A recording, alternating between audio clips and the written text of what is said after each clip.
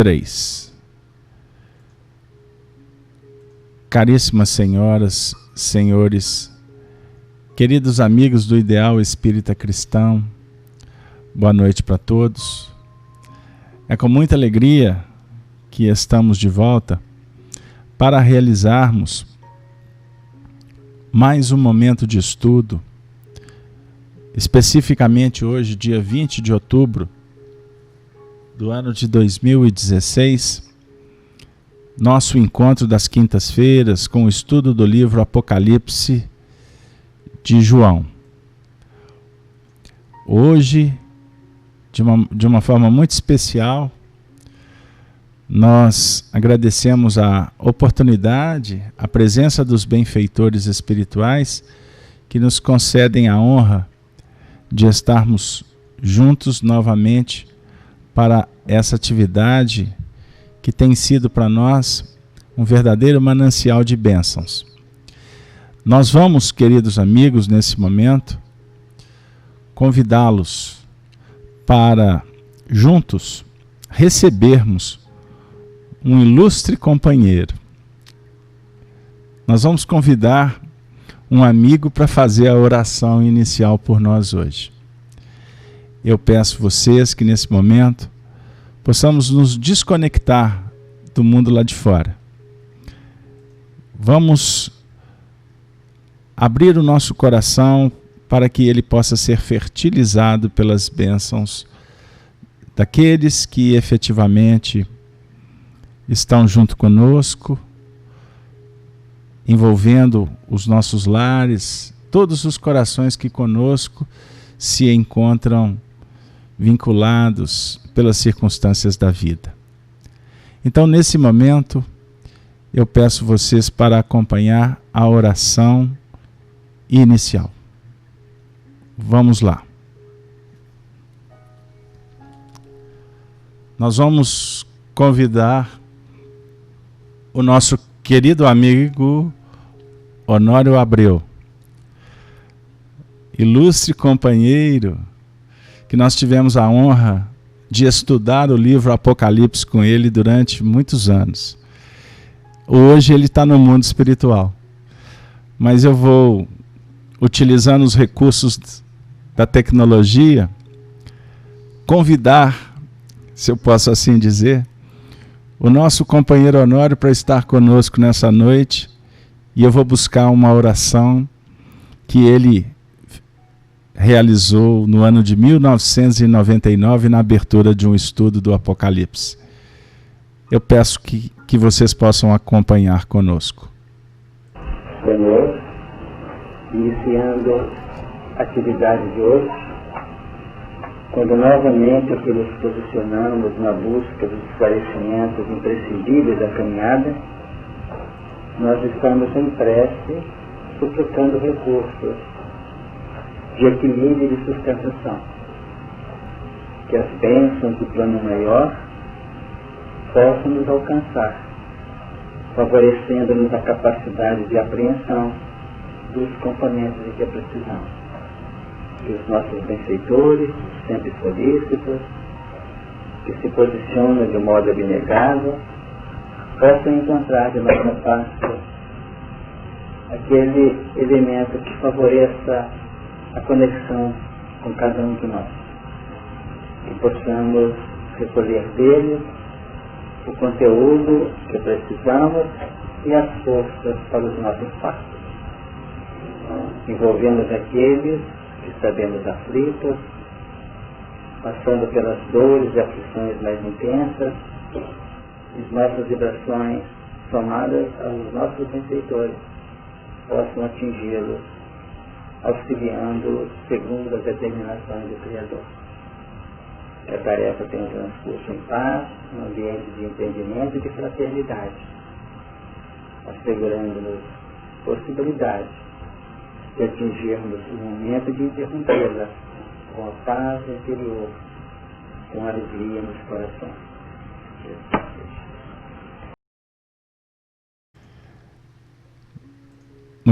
Muito bem. Saudosos, com o coração cheio de emoção, nós estamos trazendo um momento histórico, um momento muito importante para todo aquele agrupamento que se reuniu durante tantos anos para estudar o Apocalipse.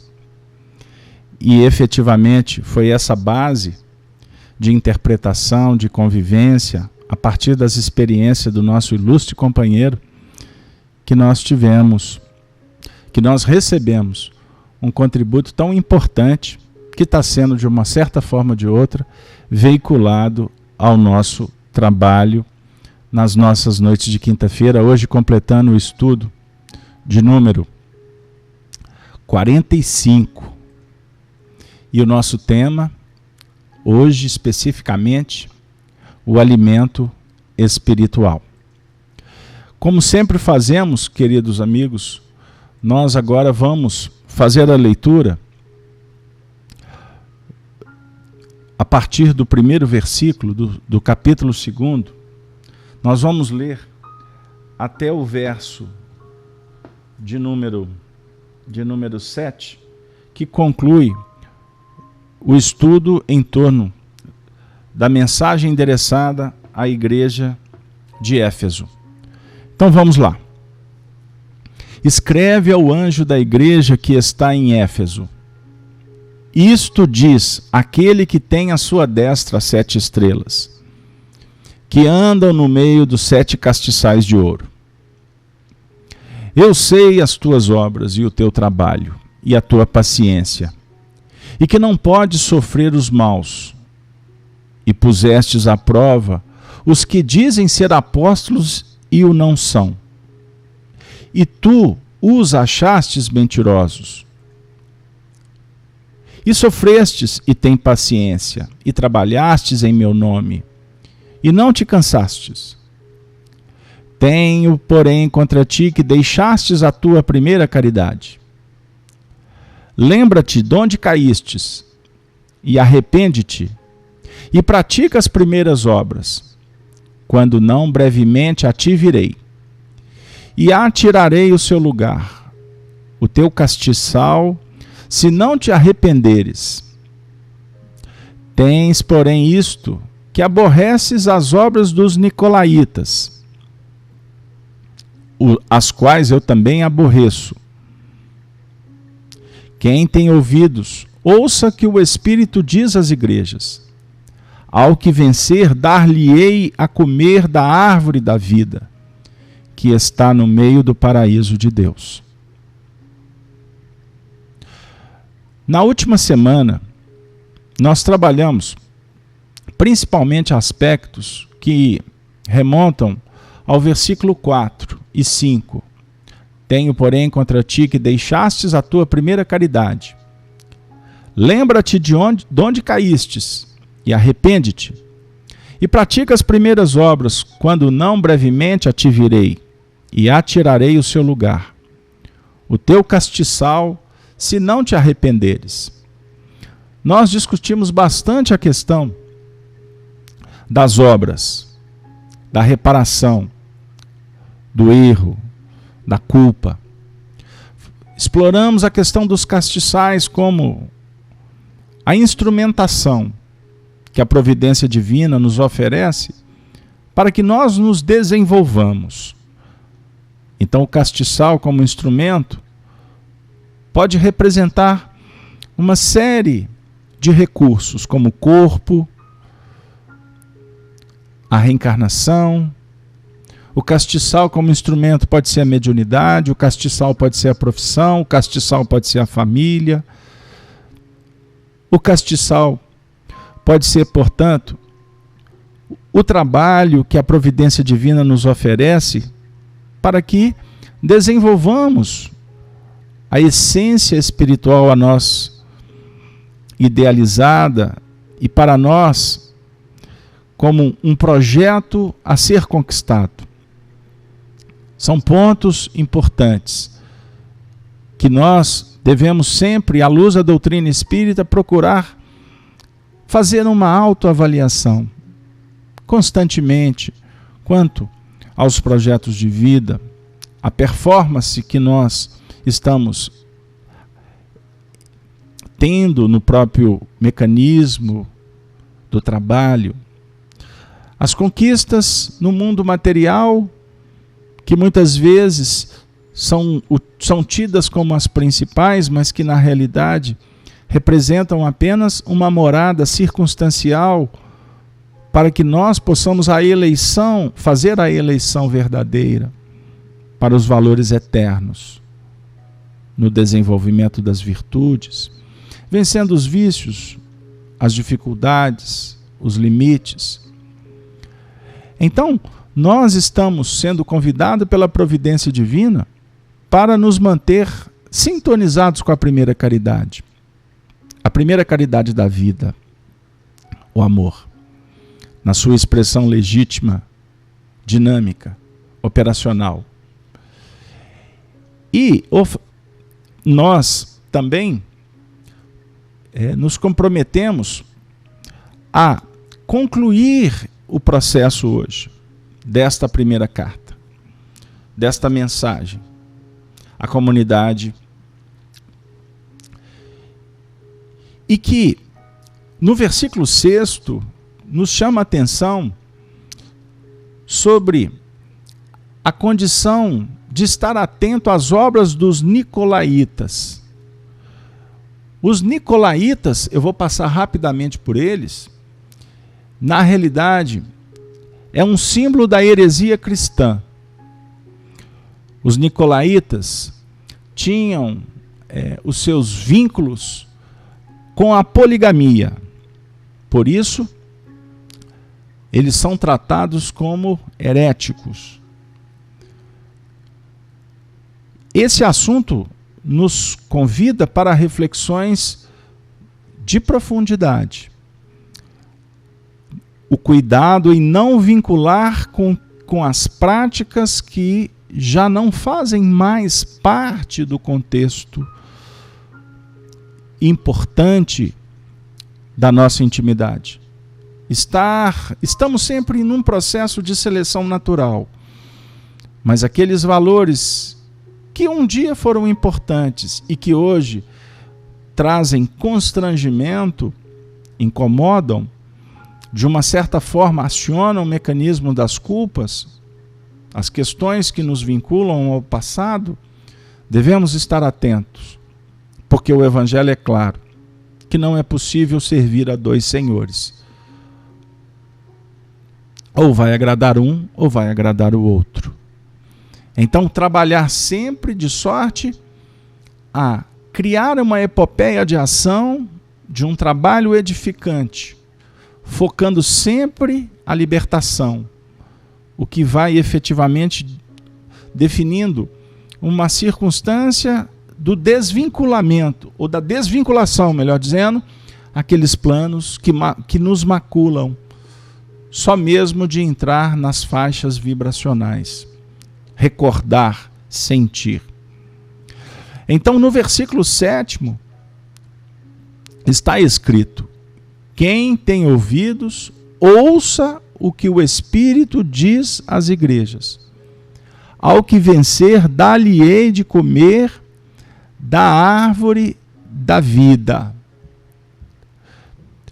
que está no meio do paraíso de Deus.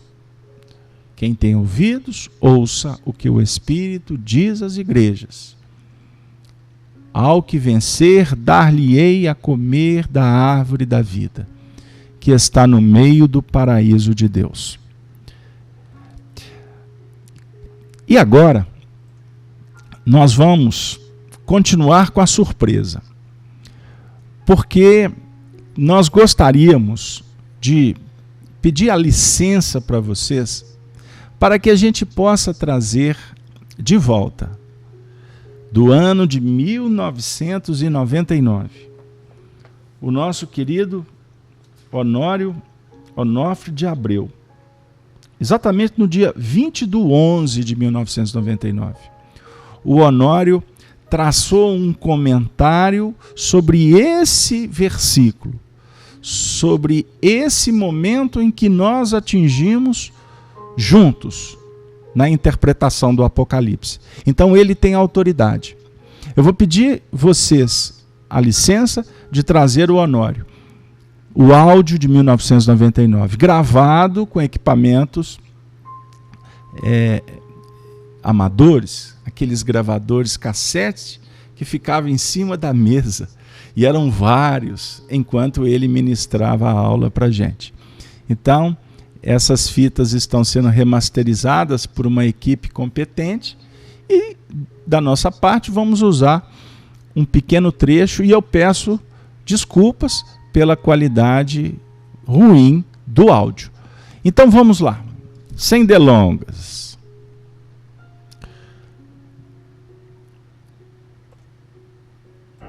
Nós vamos retornar à linha dos nossos estudos. Na reunião passada, nós completamos, ou tentamos completar, os registros contidos no Apocalipse, no capítulo 2, no item 7, que a gente vai ler e ver se ficou alguma coisa parada, alguma coisa que possa ser trabalhada. É exatamente no que reporta a carta dirigida à igreja de Éfeso, que é a primeira constante dessas igrejas, às quais foram dirigidas as orientações através da sensibilidade de João Evangelista. Quem tem ouvidos, ouça o que o Espírito diz às igrejas. Ao que vencer, dar-lhe-ei a comer da árvore da vida, que está no meio do paraíso de Deus. E seguinte até o número 11. E ao anjo da igreja que está em Esmirna escreve: isto diz o primeiro e o último, que foi morto e reviveu. Eu sei as tuas obras e tribulação e pobreza, mas tu és rico. E a blasfêmia dos que se dizem judeus e não são, mas são a sinagoga de Satanás. Nada temas das coisas que hás de padecer. Eis que o diabo lançará alguns de vós na prisão, para que sejais tentados. E tereis uma tribulação de 10 dias. Ser fiel até a morte, e dar-te-ei a coroa da vida. Quem tem ouvidos, ouça o que o Espírito diz às igrejas. O que vencer não receberá os danos da segunda morte. A gente queria, antes de passar o versículo 8, que fala dessas relações com a igreja de Esmirna, perguntar ao grupo se ficou bem completado, bem entendido o que se contém no item 7. Quem tem ouvidos, ouça o que o Espírito diz às igrejas. Ao que vencer, dar-lhe-ei a comer da árvore da vida que está no meio do paraíso de Deus. Eu acho que nós não chegamos a detalhar, e seria interessante que cada uma das cartas apresenta um sistema trabalhado pelo evangelista, por João. E vamos notar que este trabalha exatamente o acesso à árvore da vida. Essa que nós vemos hoje, o que vencer não receberá o dano da segunda morte. A terceira, quem tem ouvidos, ouça o que o Espírito diz às igrejas. Ao que vencer, darei a comer do maná escondido, e dar-lhe-ei uma pedra branca, e na pedra um novo nome escrito, o qual ninguém conhece, senão aquele que o recebe. Então nós vamos notando que o fechamento de cada uma das epístolas, das cartas, apresenta um sentido bem determinado. É como se estivesse mostrando em cada grupamento desses uma linha direcional em função da própria jornada levada a efeito na busca de afirmação de novas bases. Quer dizer, a heterogeneidade está presente em todo o contexto evolutivo. A gente observa que na própria predisposição íntima para o trabalho, está servindo a Deus alguém que está orientando um coração terapeuticamente, em função dos seus males, está orientando, está sendo seu médico alguém que está trabalhando o campo íntimo, mental, psíquico de alguém, está trabalhando na grande faixa de ação no bem, o cientista na intimidade do laboratório com um trabalho digno, o que está dirigindo um ônibus agora, conduzindo os seus passageiros, Enfim, tudo representa a extensão da dinâmica operacional no universo nas mais variadas posições.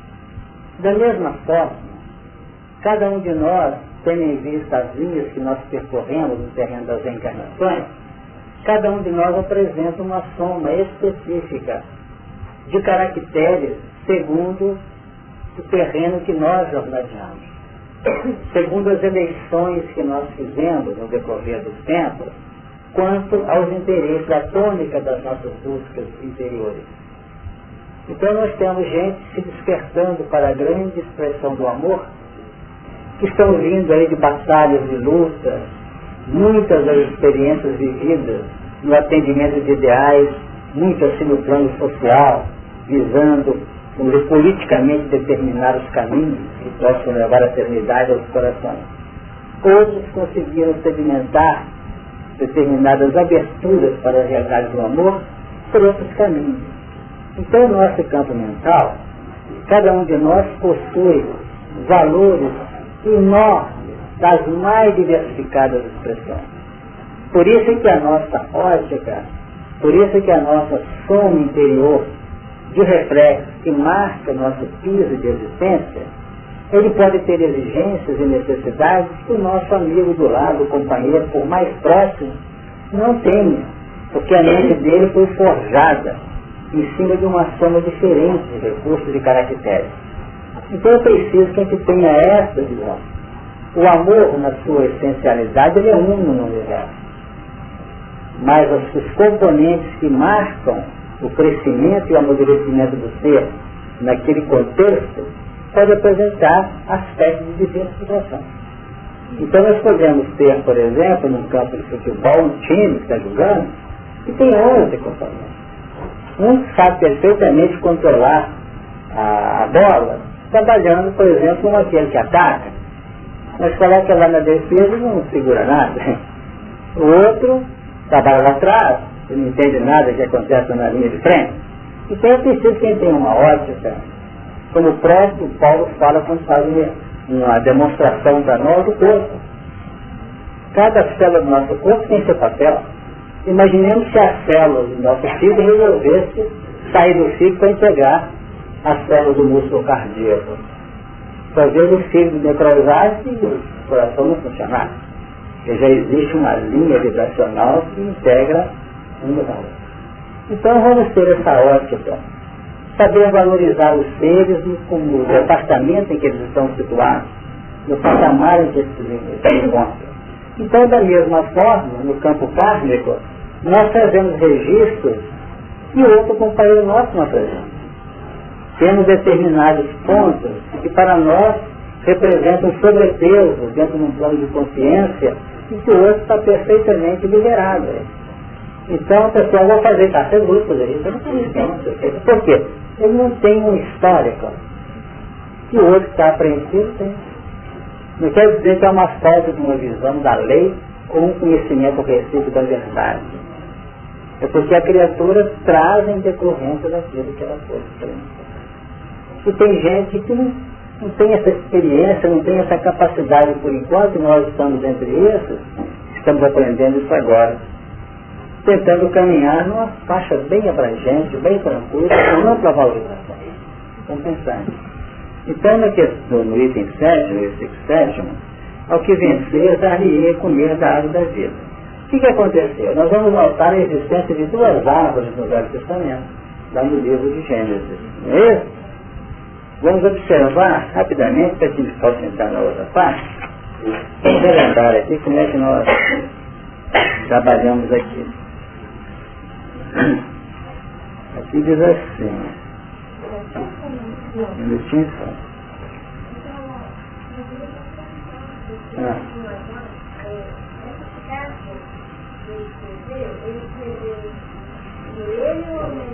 Mediunicamente, pela intuição dele, pela percepção, não é isso?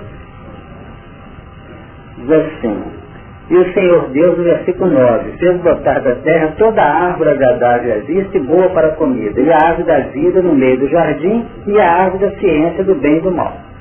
Então nós vamos ter duas árvores posicionadas aqui. Lá no versículo 16 diz assim, E ordenou o Senhor Deus ao homem, dizendo: de toda árvore do jardim comerás livremente, mas a árvore da ciência do bem e do mal dela não comerás, porque no dia em que dela comeres, certamente morrerás.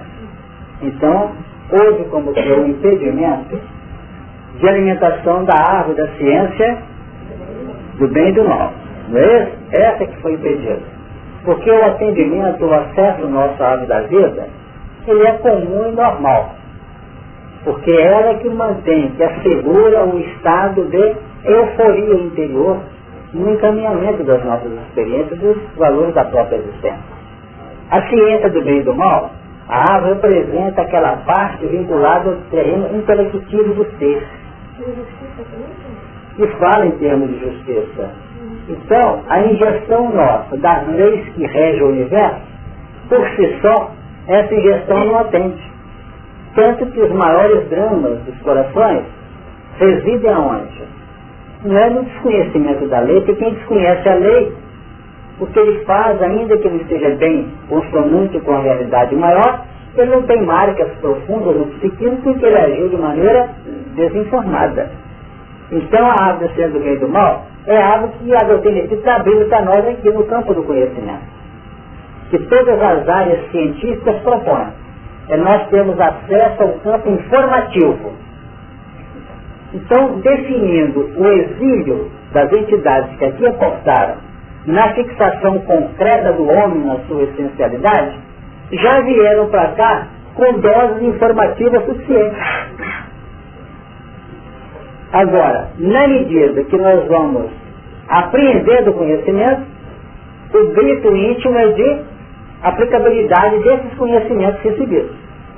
Se a aplicabilidade dos conhecimentos recebidos não é calmo e tranquilamente levado a efeito, o próprio conhecimento recebido age de maneira coercitiva, refreando e nos levando ao descontrole e desconforto. Então, todas as vezes que nós recebemos um conhecimento novo, nós temos uma certa pauta que se abre para que, trabalhando o regime íntimo dos nossos recursos, a gente possa fazer um sistema de ajuste às novas mensagens. Então Jesus não vem trazer paz à Terra. Ele não vem trazer tranquilidade imediata para nós. Ele é o príncipe da paz desde o instante em que nós dominamos o território, como ele domina o território que é dele no campo íntimo. Então ele domina todo o processo em base de harmonia, de equilíbrio. Então ele vai trazer espada. O que é espada? É o componente da luta. Agora, se nós soubermos aplicar convenientemente a espada numa luta íntima, nós temos acesso à instauração do Filho do Homem, que é o retorno dele em equilíbrio e harmonia. Então, a cada instante, Jesus, o que dispara o processo educacional, chega informando, na medida que nós passamos a compreender o Evangelho. E essa compreensão a nível intelectivo, ela vai propor uma tarefa, uma atividade que respalda o coração num plano afirmativo em bases educacionais.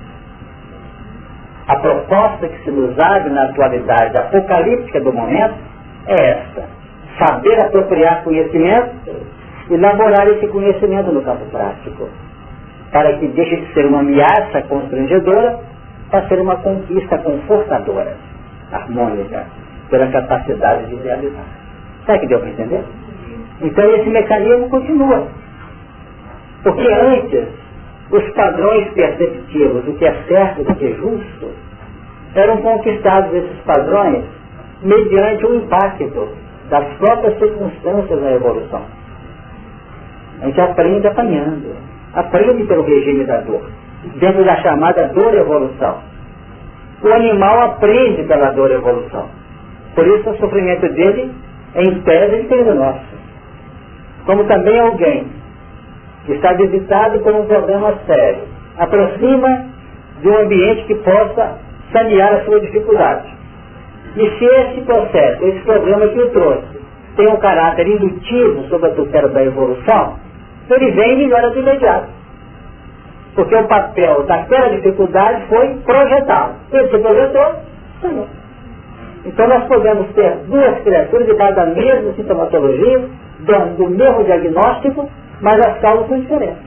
A causa de uma é despertar, a causa da outra é quitar.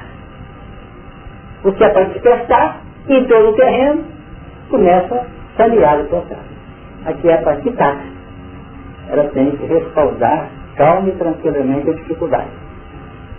Logo, o capelino chega aqui, no nosso órgão, o capelino já sabe quem estão falando, vamos chamar de capelino, aqueles elementos emersos, vindos de outros ambientes, para cá. Porque quando, vamos repetir isso aqui ligeiramente, quando o homem foi formado aqui, segundo o versículo 26, e disse Deus, façamos o homem a nossa imagem, conforme a nossa semelhança. Vamos relembrar disso, porque tem muita gente que está vindo agora, que pode apresentar uma dúvida. Vamos seguir o seguinte. A evolução propõe o desenvolvimento e a abertura dos psiquismos do ser através de vários reinos. Aqui nós temos um laboratório nosso que é a Terra. Então deve ser conhecido. Na hora que o elemento atingiu uma determinada faixa de fixação de caracteres que já propõe uma abertura do campo mental para a conquista do pensamento contínuo, então começa o processo de elaboração. Façamos o homem a nossa imagem, conforme a nossa semelhança. Se o verbo é fazer, a criação é divina. Mas a elaboração do contexto dos componentes celulares pertence a quem? Aos técnicos. É como se nós estivéssemos um laboratório de engenharia genética e eles estão pesquisando o que pode fazer para melhorar determinados padrões no campo genético. Então a criação é divina, a realização dos espíritos, dos técnicos. Façamos. Então aqui nessa faixa está um laboratório específico da forma humanizada. Façamos do plural, muito, o homem, conforme a nossa imagem. Não é isso, a nossa imagem conforme a nossa semelhança. Então nós temos imagens que o divino reflete. E temos semelhança, significando o quê? Aproximação. Então essa expressão, imagem e semelhança, não é do Criador. São os técnicos que elaboram dinamicamente para aplicar a Deus. Então nós somos imagem de Deus, refletimos o pensamento superior de Deus, mas somos imagem e semelhança dos corpos criadores. Sabe o que eu estou entendendo? Semelhança é aproximação, é ajuste, é linha de relação. Não. Agora vamos notar que dentro aqui nós temos. Então vamos repetir como nós normalmente lembramos. Eu vou colocar aqui um período de 45 milhões de anos para trás. Vamos encontrar, sem preocupação de anotar, que isso é uma retrospectiva rápida. Já foi falado isso aqui. Nós vamos encontrar aqui os chamados priopteros. Parapteros, com expressões fossilizadas que a ciência detecta.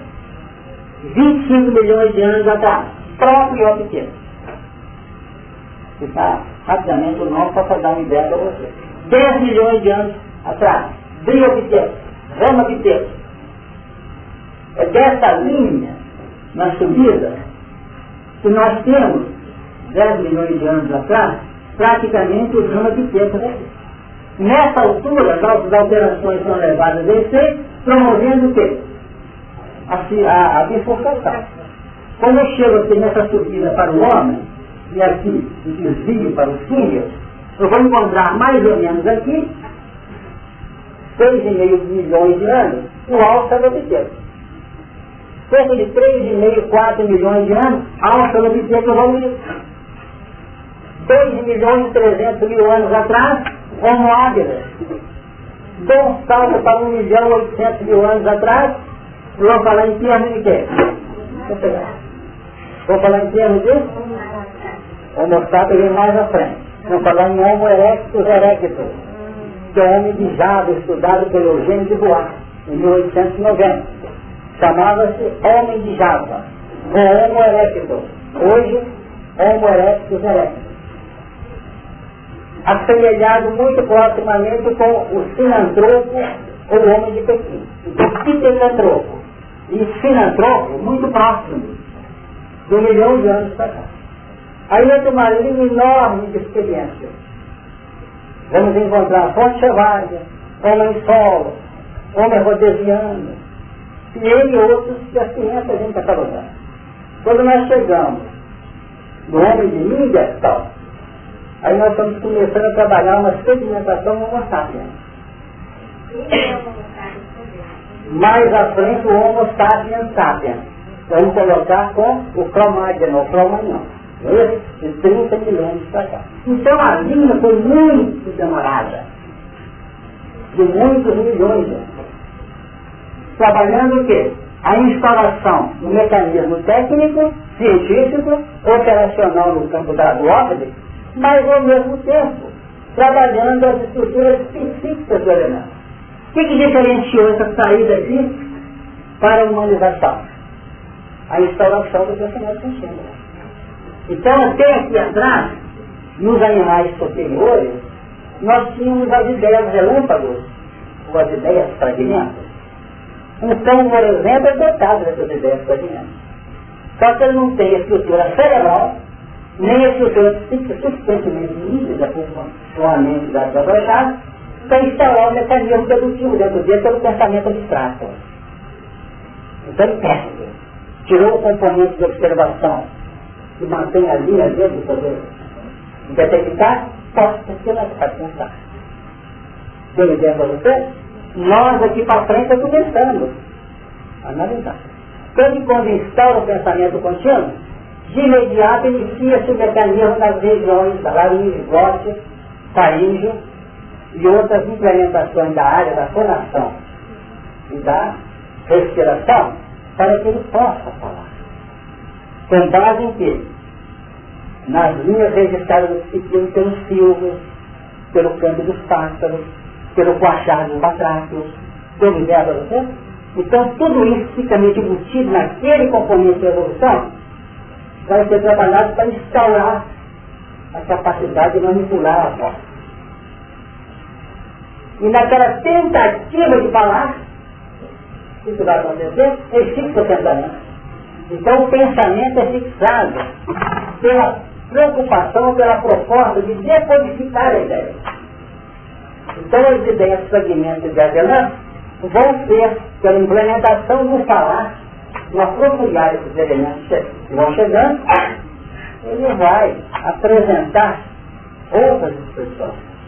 E na intensificação de firmar o pensamento, ele vai trabalhando linhas de desejo, de interrogações, já apresentando uma lentada dose de substância íntima.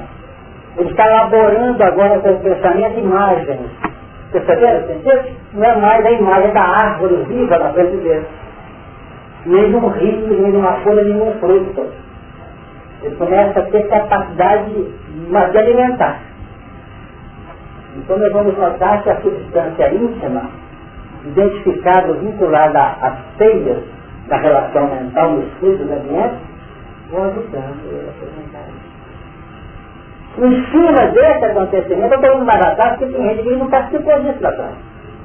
Então, em cima dessa força que começa a elaborar padrões para além do concreto, mas dentro de uma subjetividade que precisa dentro dele, ele vai eleger dentro do psiquismo a memória. A memória toda ela de maneira automática, natural, não perceptível, agindo como um componente automático na indução do ser. A memória agora se sublima com a capacidade do ser recorrer às emersões dos fatos vivenciais. Então o continuismo da ideia consciência vai surgir pelo pedestal do instinto a área da memória. Aí abre a capacidade física do ser. Ele olha esse lápis aqui e vai lá atrás que é para lembrar do dia que estudava na escola, que era um lápis físico. Perceberam? Aí sai planos extraordinários. Isso no campo técnico tradicional, objetivo da evolução. Aí vocês notam o que significa o plano de estruturação evolucional no campo da estrutura ética ou da estrutura moral. Entenderam o sentido? Aí é que nós vamos ter novos desafios. Novos desafios. Então, quando esse homem, voltando agora ao nosso laboratório, quando esse homem, trabalhado nas suas implementações pelos técnicos espirituais, estavam organizados, os elementos que passaram a laborar nesse corpo formado, apresentavam uma distonia complexa, isso é para chegar lá da vida. Apresentavam uma distonia entre a estrutura física e a intimidade psíquica. Porque quem chegou aqui, quem veio da retaguarda, escapou por um triz de levar. Porque os que estão vindo para cá, que não conseguiram se ajustar aqui, eles se repousaram aqui, na área dos símbolos da atualidade. Mas tem dentro dele um psiquismo que vai abrir a razão e a inteligência dele, para conquistar as outras. Só que essa espiral aqui vai abrir assim, ó. Ele vai voltar para essa convergência aqui, olhando em função do passado e divergência em função do passado para cá. Sem dúvida. A espiritualidade define, não dentro daquela linha básica do nada. Você não admite, não que ele não admite, ele não tinha conhecimento desse psiquismo que tem um sentido de presença, de não destruição. Então o que acontece? Volta e no outro ordem eles vão ser elementos fixadores aqui para essa subida. Possivelmente vão ter a facilidade de projetar. É um caso. Exatamente, mas talvez repousando. Então ela tem um psiquismo muito mais avançado que parece. Perfeito? Então, numa linha de reciclagem, que é tomada de posição em ambiente propicio, ela pode ter capacidade de ser estudadora, como o golfinho, baleia e outros. Vamos observar nesse sentido. Então, o que aconteceu aqui?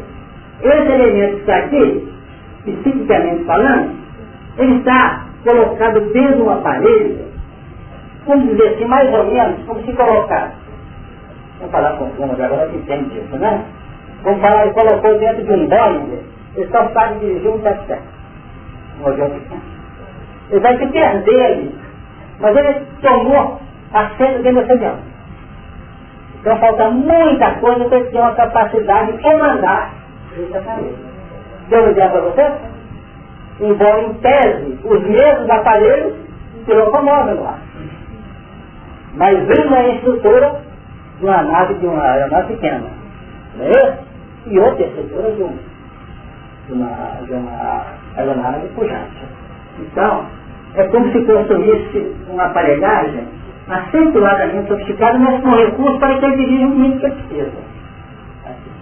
Agora, vamos dizer assim, em termos físicos, esse equipamento apresenta 90% pelos 10% trabalhado e motivado na evolução. Deu uma ideia? Mas intimamente, psicamente, ele tem aí no máximo 50%, porque os outros 50% são expressões animalizadas. Então o homem não foi criado, né? Entendeu? O homem que vai gerar o filho do homem ainda tem muito de animal. A instintividade aqui é ampla. E essa instintividade caminha durante tantos séculos e milhões de anos conosco, que quando os mandamentos surgem, 7 são negativos, alimentando as linhas dos reflexos da criatura. Mas 3 estão apontando a abertura no campo direcional da evolução. Então o que acontece? Isso lá na frente, 13, 7 anos. Então nós vamos observar. Aqui chega aqui é que vão chegar os elementos efetivamente humanizados. Aí nós vamos ter o quê? Os ânimos caídos. Trabalhando em corpos aqui acentuadamente avançados. E em tese tentou se fazer aqui, embora não se abriu totalmente. Então entra alguém e fala assim, isso é uma reprogramação, involução. mas não é porque a proposta não é mais integrar esses elementos aqui de elementos na área, vamos dizer, técnica, ou no avanço tecnológico da ciência. E já tem isso. Eles vêm para cá para cooperar nessa parte. Agora, no plano ético, ou se preferir, no campo moral, eles estão em perfeita linha de ressonância com os que chegaram aqui. Entendeu? Aqui vamos chamar os que chegaram aqui de cachorrinho, na linguagem do Evangelho. Quando a mulher tira Fenícia, responde a Jesus. Não é bom pegar no pão dos filhos e lançá-lo aos cachorrinhos. O que ela diz? Mas os cachorrinhos também comem das migalhas que caem da mesa do seu Senhor. São gigantosos, né? Exatamente, estão chegando aqui, são os cachorrinhos.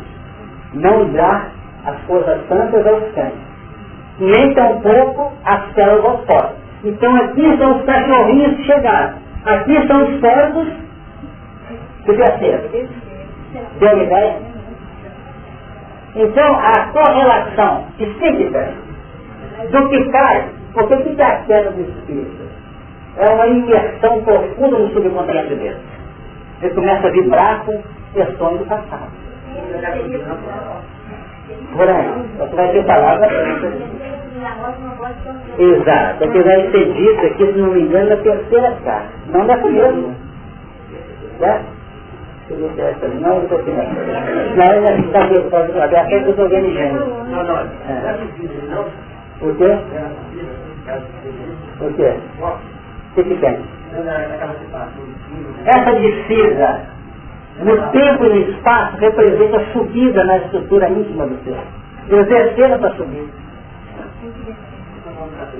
História. Mas não é depois daquele ponto. Aqui na frente? Isso aqui? Lá na frente não tem existe toda a vida. Vamos colocar aqui efetivamente no campo moral. Esse capelinho pode ter chegado aqui. Eu estou falando de capelinho, eu estou falando dos elementos que chegam. Né? Então aqui eu posso ter ainda elementos de outros órgãos que já podiam estar mais à frente e vieram fixar. Vamos colocar capelinho do mesmo, capelinho bem aqui na frente. E já está trabalhando em termos de diferenciação racial. Perfeito? E não mais de estruturação biológica. Recompondo isso aqui. Então os que estão em queda são sempre elementos que já apresentam uma dose perceptiva além disso, para poder ajudar a reservar.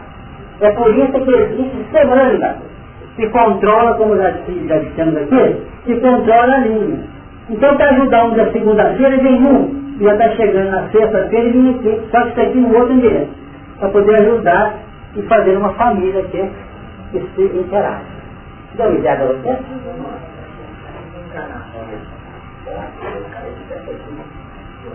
Foi. A jardiça, por exemplo, se tratando de uma fixação biológica, uma fixação de caracteres vasculares da frente, perfeito, de maneira bem avançada, com vista da estrutura mais clara do ser, ele tem a ideia do paraíso perdido. O que é o paraíso perdido? É a perda de um peso pela pedra.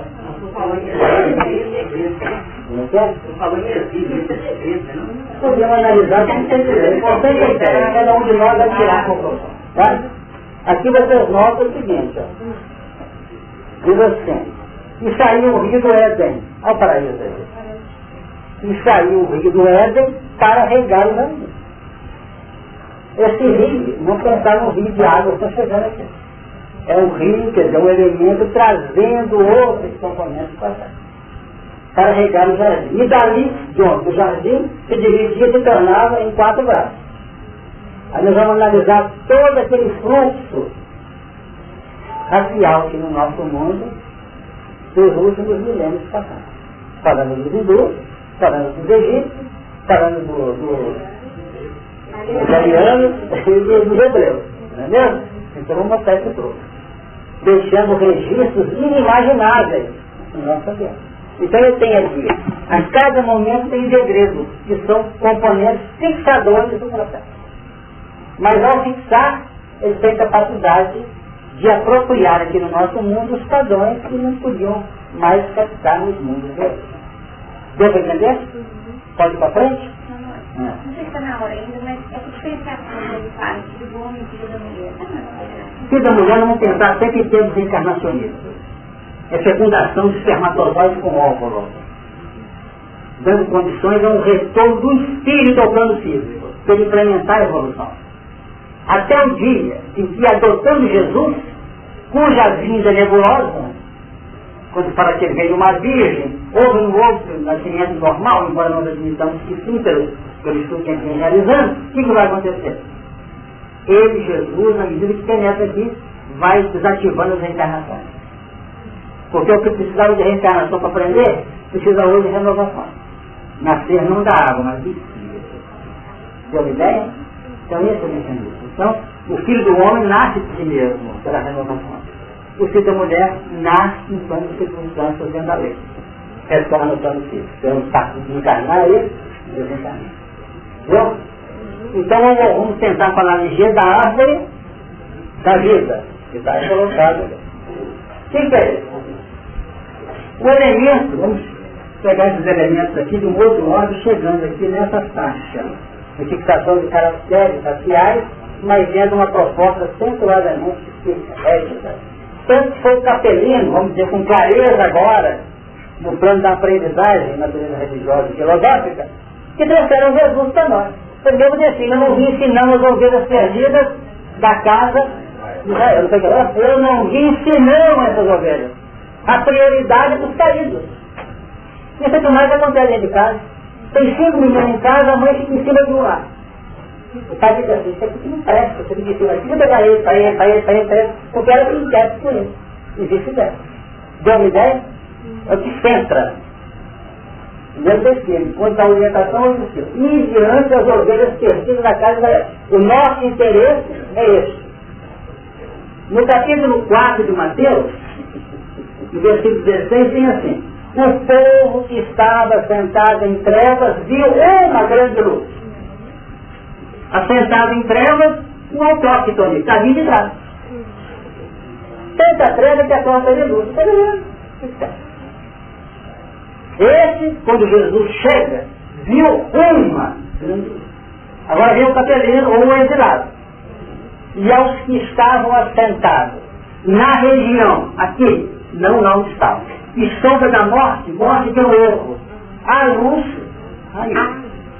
Artigo definido. Uma grande luz para os seguintes. É como se estão falando por aí que vai chegar um Messias aí que vai resolver. Quem é? Sei lá.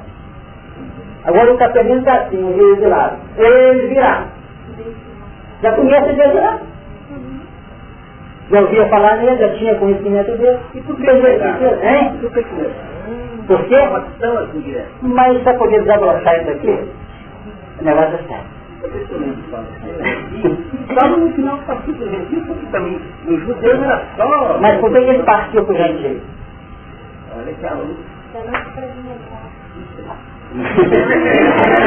Também estou desafiando, né? Um pouco generoso aqui agora. Mas ele diz assim, você não ficar mais preocupado. O Paulo, sai 10 dias, né? Mas para criança. Depois eu volto 10 dias, né? Aqui diz assim: o gentio começou a ficar meio prepotente, meio presunçoso. Então Paulo dá uma lição para ele extraordinária. Você nunca conhecia o exílio, ou se percebeu de igreja, né? Eu estou lendo 11:11 de Romanos. O gentio começou a ficar meio saliente, está recebendo aquelas informações. Então Paulo diz assim: porventura tropeçaram para que caíssem? Ninguém tropeça para cair, tropeça para depois. Não é isso? De modo nenhum. Mas pela sua queda, veio a salvação ao gentio. Eles saindo aqui, trouxeram Jesus. E trazendo Jesus, decretaram felicidade. Ficou claro? Eles estavam debaixo da misericórdia. Dizer, tranquilamente. É assim que funciona. A criatura simples, ela vai no embalo da misericórdia. Mas embaixo não fala assim. Encerraram Vamos ver se a gente chega lá, porque isso é meio complicado. Vamos lá. Mas pela sua queda veio a salvação ao gentio, para os incitar à emulação.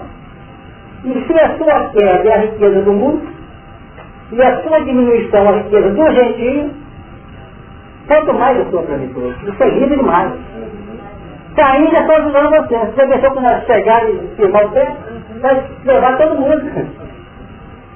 Continua. Porque convosco falo gentio. Enquanto for apóstolo dos gentios, verificarei o meu ministério. Agora a sua resposta. Para ver se de alguma maneira posso incitar a emulação da minha carne e salvar algum deles. Então, se eu pegar para o gentio, para ajudar o próprio judeu. Perceberam, gente? Isso é evangelho. Como é que a gente pode entender isso aqui sem conhecimento de toda essa projeção evolucional? Eu não digo que não posso, não. Mas nossa parte é muito difícil. Mas Paulo conhecia, né? Mas Paulo conhecia, Paulo a sua unidade. Mas a inspiração pode ser conhecido, não sei não.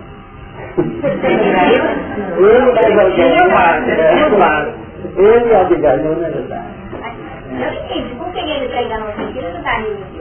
Porque estava tomando pontos em favor do trabalho do judeu.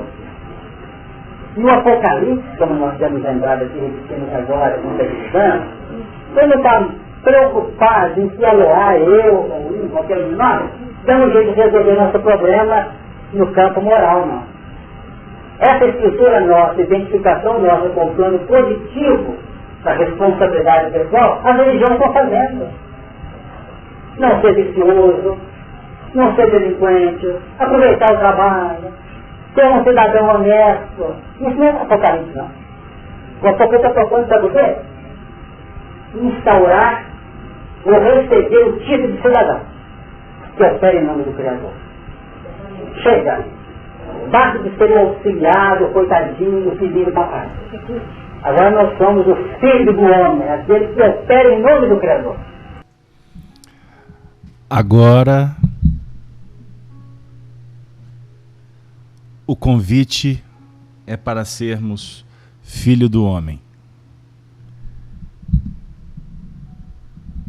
É para receber o título de cidadão do universo, trabalhando em sintonia crística, escrevendo no livro da vida páginas luz. Esse momento para nós é extraordinário. Vocês não têm, quem dera pudesse dividir a emoção que eu sinto em poder trazer Honório Onofre de Abreu, 20 de novembro de 1999. Eu tive o privilégio de estar presente naquela manhã de sábado. A regeneração se estabelece no coração. Devemos, nesse momento, frequentarmos com mais intensidade, com mais pujança as esferas regenerativas e regeneradoras, pela adesão consciente aos princípios da caridade. É importante para nós, nesse momento, em que fomos inspirados pelo pensamento do Honório, que se transformou num grande representante do mundo maior, nas suas exposições de evolução, numa sintonia extraordinária com o pensamento do Espírito da Verdade, através dos benfeitores, favorecidos pela amizade que o Honório tem com o Espírito Emmanuel, que o tutelava também nessa jornada. Ele, no momento que eu interrompi o áudio, porque a proposta era trazer apenas um trecho, ele estava falando da queda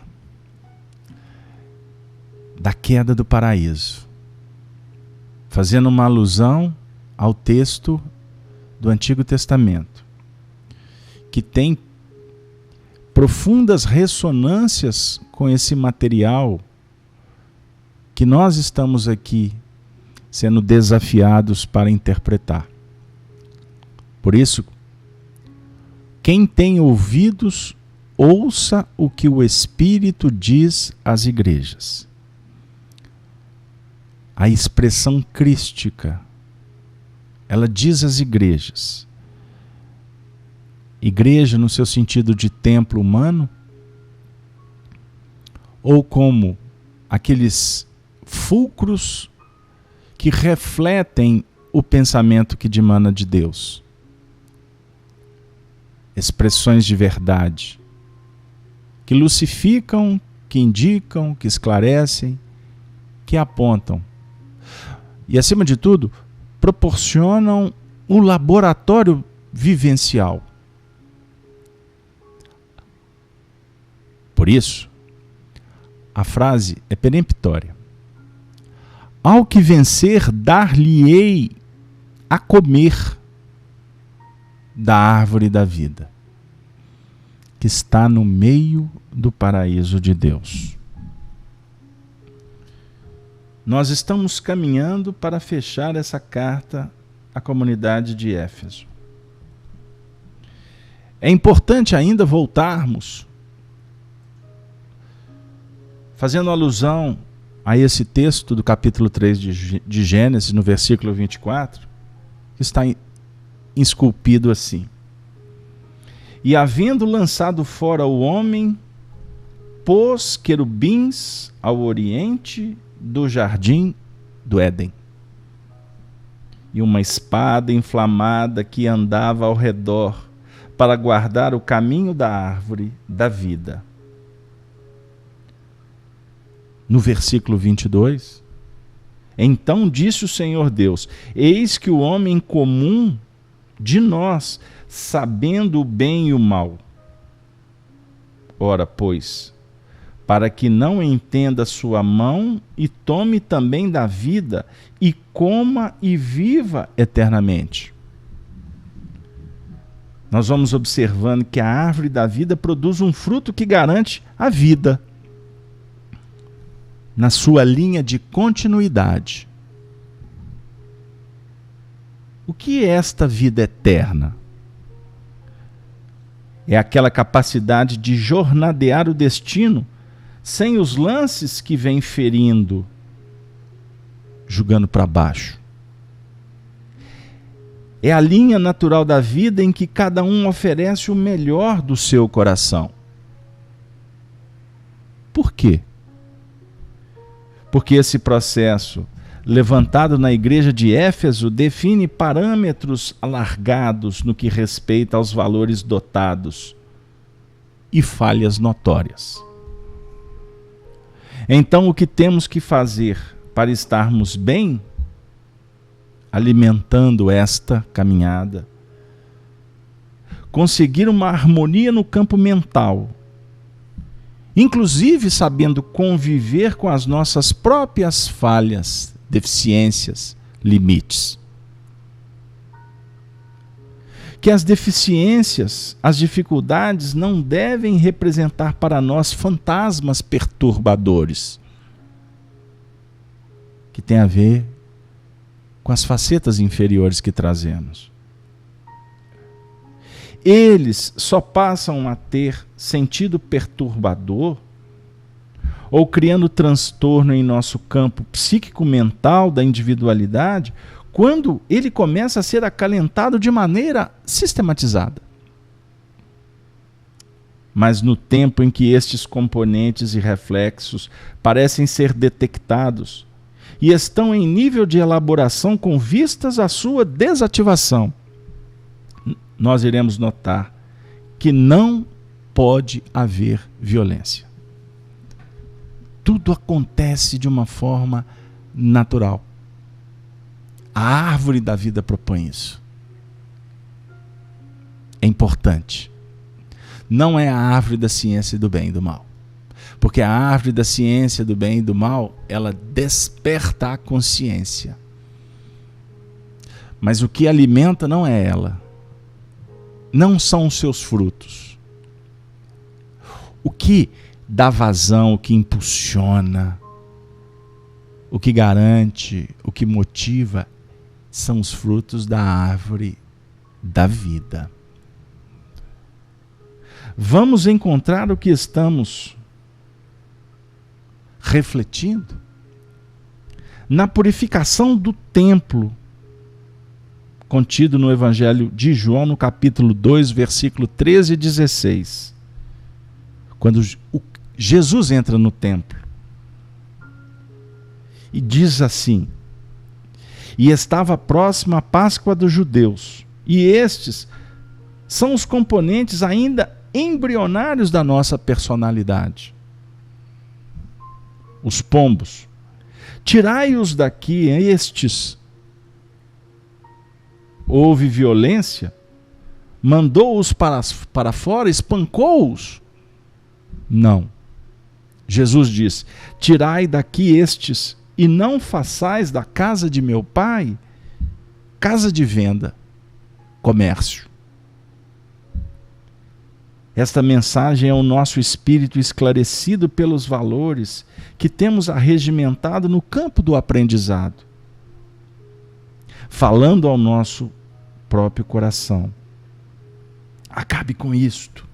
Enquanto é tempo, muda, altera, revigore, revitalize, repare. Tirai daqui. Não dê corpo. Não alimente mais isto. Pois se alimentarmos esse componente, vamos continuar aprimorando, sofisticando a própria lei de causa e efeito.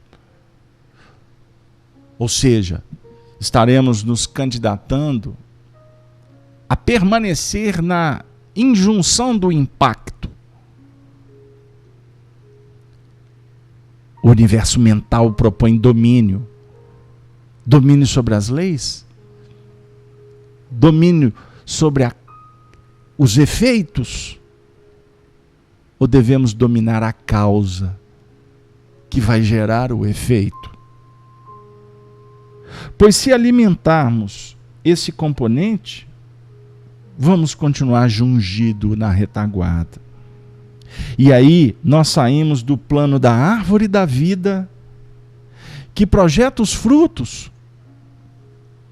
para a eternidade, e vamos ficar conjugados à árvore da ciência do bem e do mal.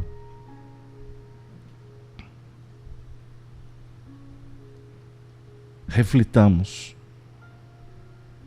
Enquanto aquele que elege a árvore da ciência do bem e do mal impede o caminho da árvore da vida, a árvore da vida, a árvore do amor, não podemos impedir. Porque a árvore da vida propõe a fluência, a naturalidade. Recolhemos amor e distribuímos o melhor de nós, próprios ao nível do amor. Devemos valorizar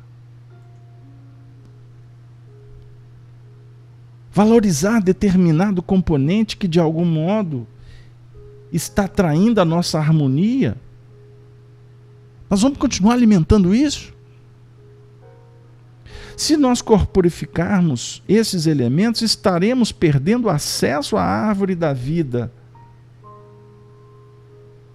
Isso diz respeito ao plano criativo da nossa vida mental. Então representa essa parte do Apocalipse. Aqui no finalzinho dessa primeira carta à igreja de Éfeso, que está trazendo para nós uma conclusão muito especial, que ao que vencer, dar-lhe-ei de comer da árvore da vida. Ao que vencer, dar-lhe-ei a comer, de comer, que está no meio do paraíso de Deus. Definindo uma coisa, que não tem que ser anjo, santo, estar catalogado nas hostes superiores, para poder comer do fruto dessa árvore da vida. Nós podemos usufruir dela desde agora.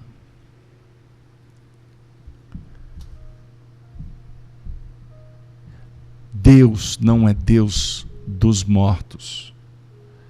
Deus é Deus dos vivos. E se Ele é Deus dos vivos, Ele vai oferecer para nós o caminho desta árvore.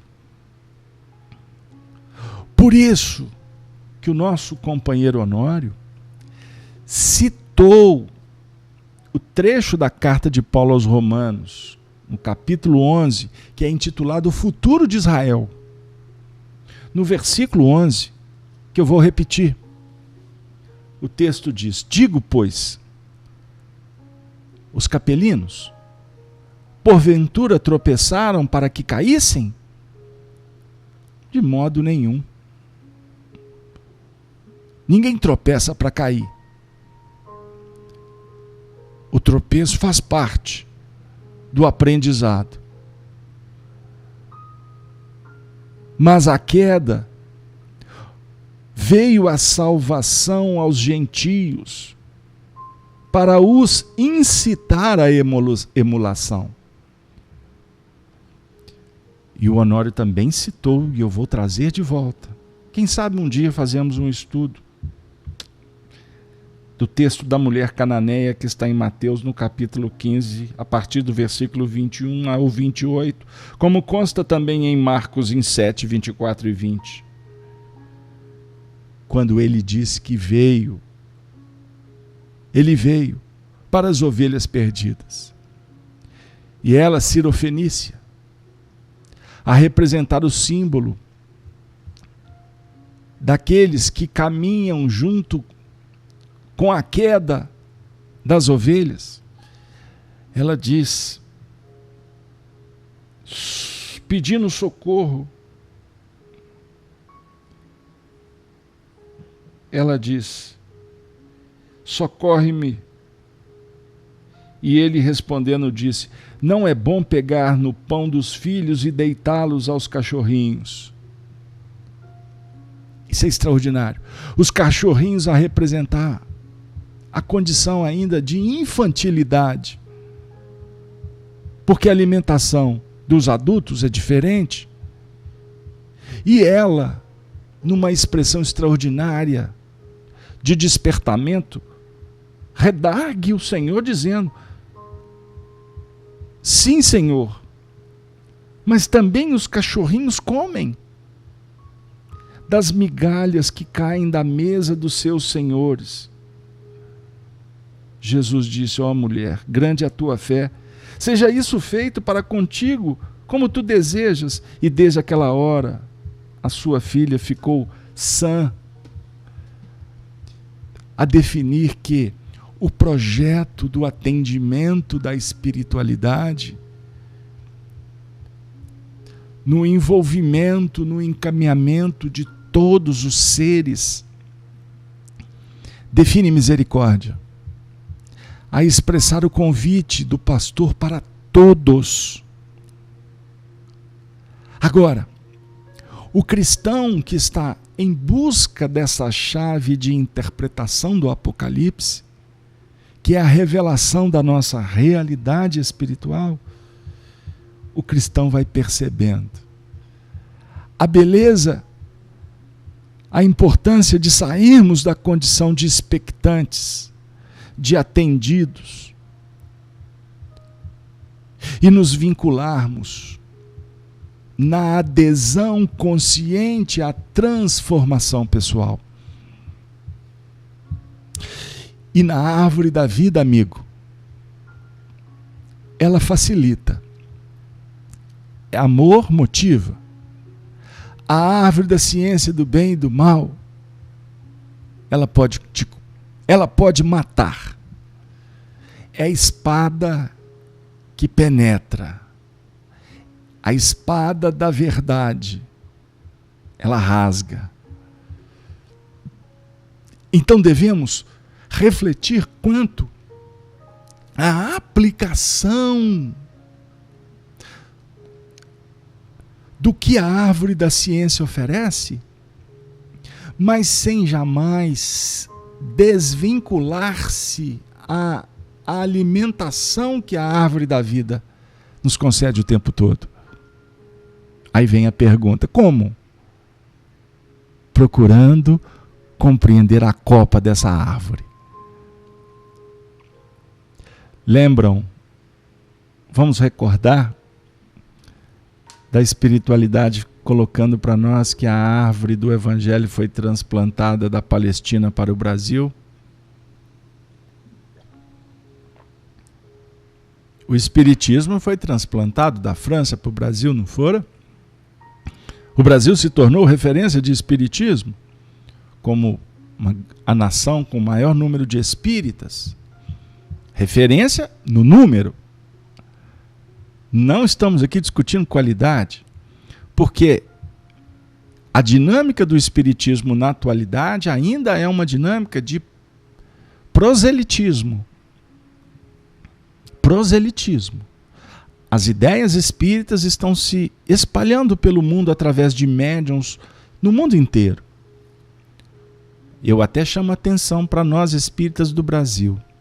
Ouçamos os médiuns da Europa, da América, da Ásia, do Oriente. Porque se nós continuarmos mantendo os nossos ouvidos e olhos apenas para os médiuns aqui, nós podemos estar impedindo o entendimento da universalidade do ensino dos espíritos. Isso é só um toque de classe, vindo do alto. Eu só estou replicando porque eu não tinha pensado nisso até então.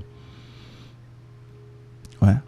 Porque acaba que os médiuns vamos criando uma cultura de uma influência recíproca e que muitas vezes nos fechamos para propostas que nos auxiliem a reflexões sobre outros pontos da evolução.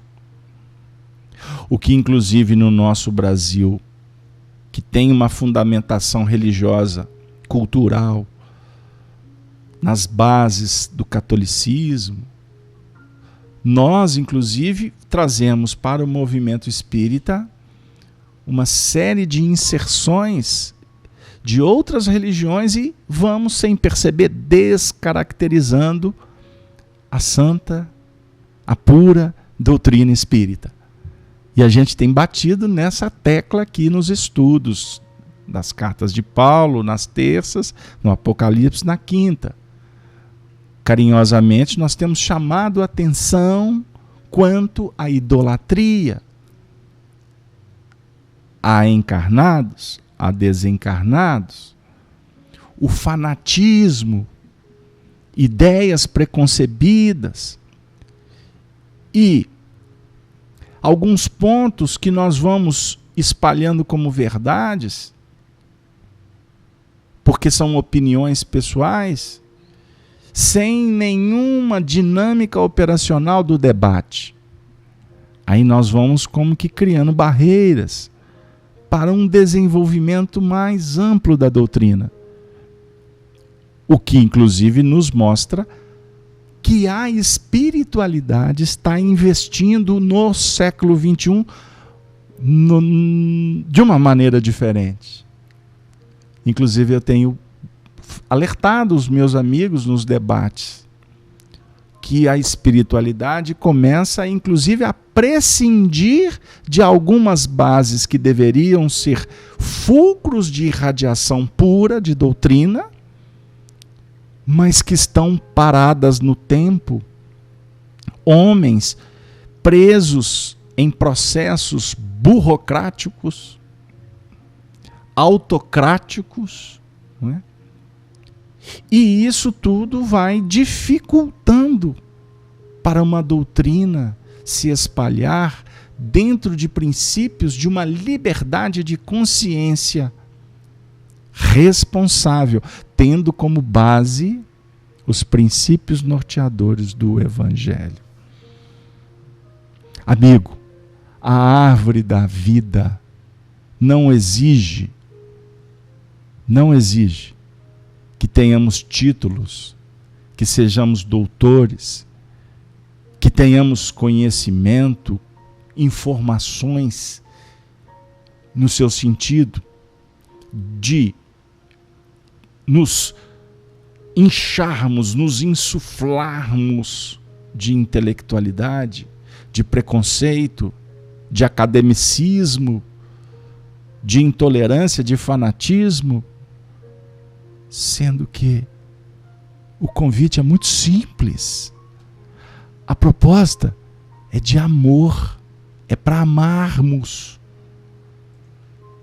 A proposta é a proposta da manjedoura, é a proposta do carinho, da ternura. Não podemos ter a pretensão de sermos perfeitos, mas temos que ter conosco uma proposta continuada de perfeição. E aí a gente pode citar Emmanuel, quando afirma que somos senhores da resolução, somos os senhores do destino, mas somos escravos, servos das nossas escolhas. Cada carta do Apocalipse, nós estudamos a primeira aqui, é uma faceta da nossa personalidade. Aqui nessas cartas não vão ser trabalhadas vítimas, mas sim, essas cartas vão nos convidar a refletir sobre os agentes.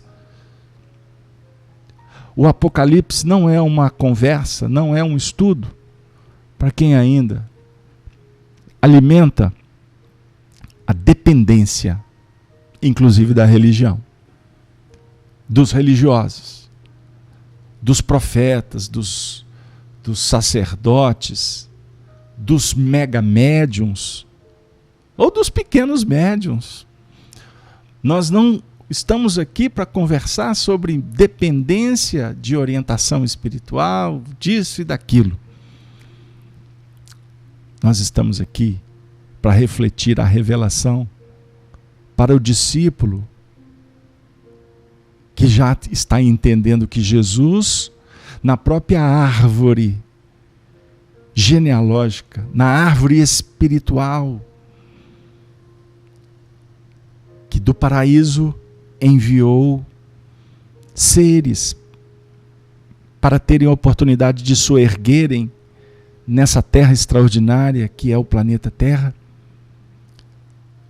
Jesus está acolhendo, abençoando, inspirando a todos nós. Por isso, o Apocalipse é um livro extraordinário. O Apocalipse, trabalhado com essa chave que só a doutrina espírita pode nos oferecer, o Apocalipse, ele efetivamente nos convoca para fazermos parte do exército do Cristo, do exército do Senhor. Eu estava aqui hoje à tarde,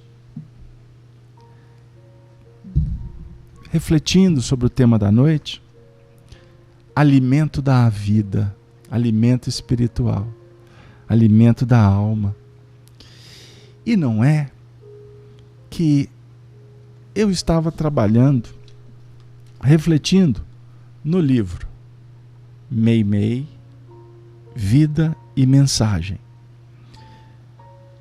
Livro idealizado por Wallace Rodrigues Leal, amicíssimo de Chico Xavier, a alma muito vinculada ao coração de Arnaldo Rocha, aquela equipe da época ouro de Pedro Leopoldo, o Jofre Leles, não é? Tantos outros, o Joaquim, Zé Gonçalves Pereira, Clóvis Tavares, Arnaldo e etc. E nós gostaríamos de aproveitar o final da nossa noite, porque lendo esse trabalho, e eu gostaria de fazer uma reverência ao Espírito Meimei, ao espírito Chico Xavier, ao espírito Arnaldo Rocha, porque hoje é dia 20 de outubro. 20 de outubro. O mês de outubro foi o mês que nasceu Meimei, em 1924, dia 1º de outubro. Foi em outubro que Meimei desencarnou, no ano de 1946. Em 1946, 2 semanas depois, Arnaldo Rocha e Chico Xavier se reencontram naquela famosa trombada na Avenida Santos Dumont, em Belo Horizonte, sentido Praça da Estação, a rodoviária, para quem conhece a cidade. Foi há 70 anos que tudo isso começou. Um romance que ficou registrado na história do Espiritismo, que venceu o túmulo, a barreira da morte, porque Meimei desencarna e, através da mediunidade de Chico Xavier, Meimei volta para auxiliar o seu noivo querido. O meu sozinho, o Mico, o Latino, eram apelidos que Meimei colocava no Arnaldo, porque ela, em vida, tinha essa característica de colocar apelido em todo mundo. Chico Xavier não sabia de nada disso. E ela veio conversar com o seu viúvo, o seu noivo que tinha perdido a esposa, para falar da imortalidade. Foi há 70 anos que tudo começou. A história mais extraordinária do Espiritismo no que remonta ao retorno de um espírito para comprovar a imortalidade. Nesse livro, Arnaldo ofereceu as cartas, o Wallace publicou, são mais de 20 cartas. Mas eu chamo a atenção, porque além das cartas que materializava a poesia romântica do espírito Meimei para Arnaldo, ela também se comunicava nas reuniões mediúnicas. Foi fundado o Centro Espírita Meimei, em Pedro Leopoldo, por causa dela. Meimei se materializou através da mediunidade de Peixotinho, abraçou Arnaldo, um grupo seleto, todos viram ela materializada, o seu perfume Chanel espalhou pelo ambiente, e ela veio dizer: "Ah, meu sozinho, eu ainda sou a sua Meimei, amor de minha vida, alma de minha alma." Então, amigos, 70 anos no mês de outubro, eu, como irreverente biógrafo de Arnaldo Rocha, não poderia passar em branco. Eu não poderia deixar de fazer uma reverência e de abraçar a todos eles, inclusive também ao meu querido amigo Honório Onofre de Abreu, alma também vinculada a essa família. E por que no final do Apocalipse estou falando deles? Porque o tema é amor. E o amor de Meimei e Arnaldo toca o coração de todos nós. E eu achei uma carta do dia 10 de fevereiro de 1951. Porque para falar de alimento, amor, Meimei tem o dom. E ela mandou na carta uma mensagem singela para Arnaldo Rocha, dizendo: ele que passava por dificuldades, ela afirmara: "Não esmoreça.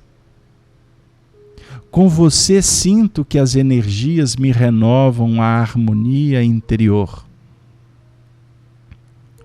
O coração é o vaso divino da vida, dentro do qual o amor é o alimento eterno.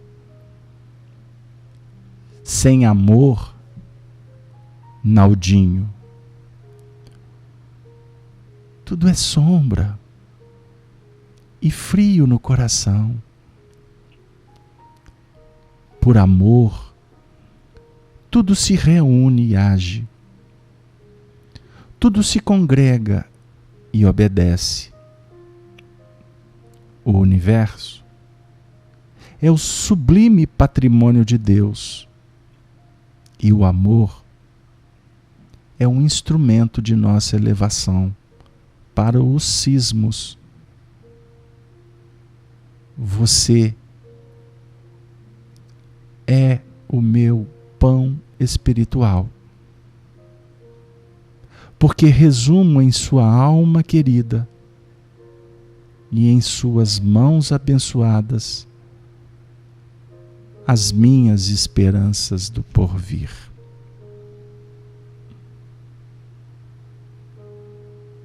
Adeus, mico. Precisarei repetir aqui que sou infinitamente e para sempre sua?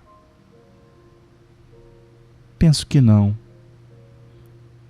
Porque as almas, as nossas almas vivem juntas, fundidas na mesma vibração de confiança e fé, esperança e amor. Receba, pois, todo o coração de sua Mei-Mei, através das mãos românticas, das mãos ternas, das mãos de mãe, como Mei-Mei mesmo se refere a Chico Xavier nesse livro. Agradecemos a Chico, que se tornou a mãe do nosso amor. Queridos amigos, de alma e coração, enternecido, agradecido, eu me despeço de todos vocês, extremamente feliz por essa noite bendita. Peço desculpas pela qualidade do áudio que nós colocamos aqui, mas o meu coração de filho, agradecido,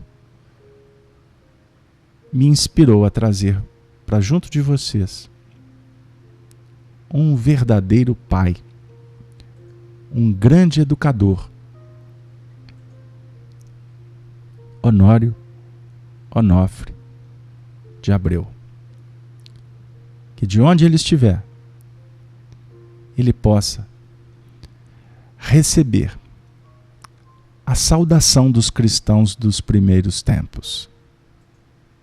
Ave, ave, ave Cristo. Todos nós saudamos a magnitude do amor. Boa noite para todos, que na próxima semana nós podemos retornar com o estudo do Apocalipse, à luz da doutrina espírita.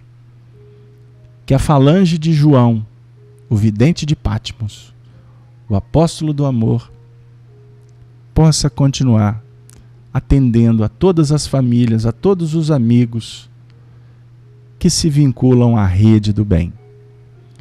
Um grande abraço aos ouvintes da Rádio Brasil Espírita, como também a todos os membros da Rede Amigo Espírita.